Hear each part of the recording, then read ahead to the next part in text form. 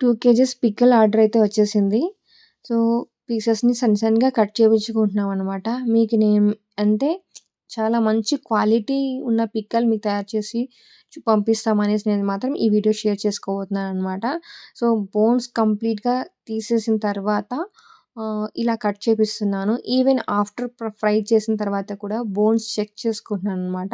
ఎందుకంటే ప్యాకింగ్‌లో ఇబ్బంది రాకూడదు అనేసి. ఎందుకంటే ఈ ప్యాకేజ్ వచ్చేసి బయట కంట్రీకెళ్తోంది లండన్‌కి. సో, వాళ్ళైతే వాళ్ళ ఫ్రెండ్స్ ఎవరో ఆర్డర్ ఇచ్చారనమాట. మా ఫ్రెండ్స్ సర్ప్రైజ్‌గా ఫ్రెండ్స్‌కి పంపిస్తున్నారు.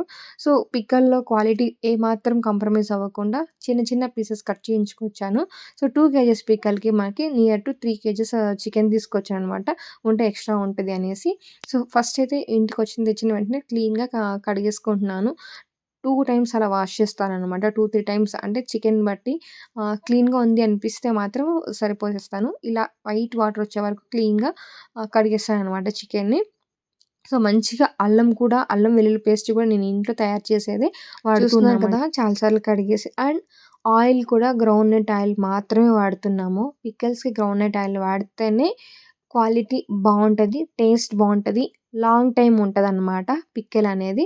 సో, ఫస్ట్ ఇక్కడైతే ఆయిల్ హీట్ చేసుకున్న తర్వాత కొంచెం మందపాటి పాన్స్ కూడా యూజ్ చేస్తున్నాము. అంటే మాడిపోకుండా ఉండడానికి డీప్ ఫ్రైకి బావుంటాయనేసి.